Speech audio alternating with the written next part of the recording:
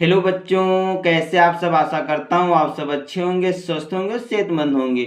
आज हम इस वीडियो में आपको बताएंगे कि परागण किसे कहते हैं और स्वपरागण तथा परपरागण, इसके विषय में भी आपको हम पुष्प के माध्यम से समझाएंगे और लिखना भी बताएंगे कि आप परीक्षा में जाकर किस प्रकार लिखेंगे।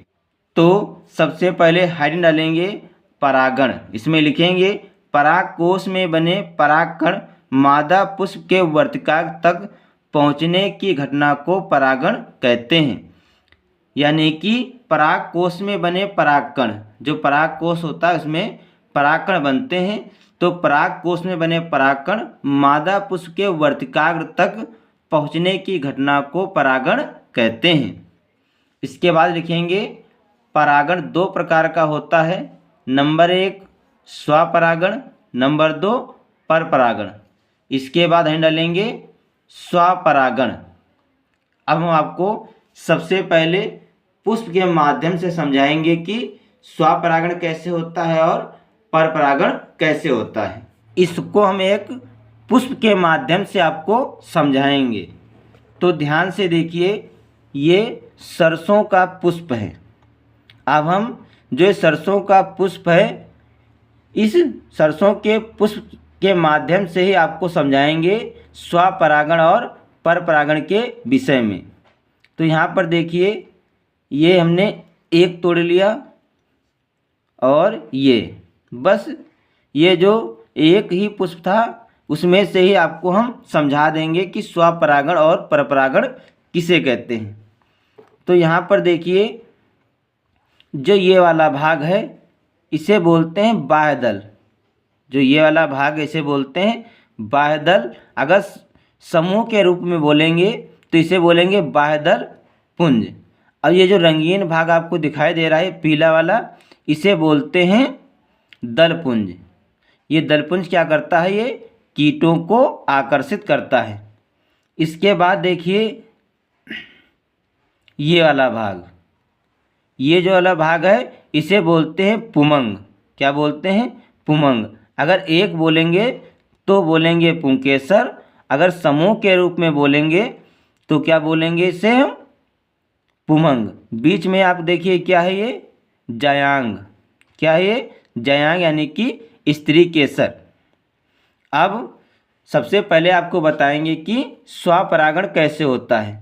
तो ये जो होता है परागकोश, ये क्या है आपका? परागकोश। यानी कि जो पुंकेसर होता है इसके 3 भाग होते हैं, परागकोश, परागकण और परागनलिका।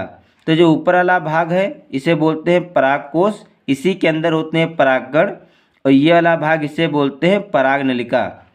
तो इसमें जो परागकोश है इसी के अंदर पाए जाते हैं परागकण।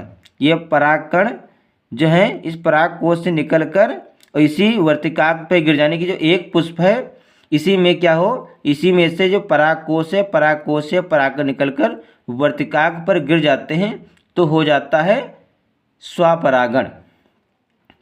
अब बताएंगे कि परपरागण कैसे होता है। जैसे पुष्प है, इसमें से परागकोश से परागकण निकलकर और जो दूसरा पुष्प है इसकी वर्तिकाग्र पे गिर जाए तब क्या हो जाएगा? परपरागण। इसीलिए जो स्वपरागण होता है उसमें केवल एक पुष्प की आवश्यकता होती है, जो परपरागण होता है इसमें 2 पुष्पों की आवश्यकता होती है। पुष्प आपको वो छोटे लग रहे होंगे क्योंकि ये सरसों का पुष्प है।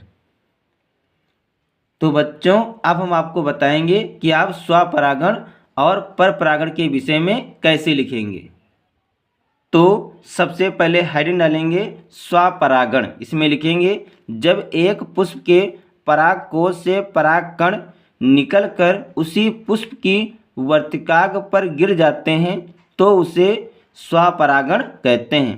यानी कि जब एक पुष्प होता है उसी पुष्प के परागकोश से परागकण निकलकर उसी पुष्प की वर्तिकाग्र पर गिर जाते हैं तो उसे स्वपरागण कहते हैं।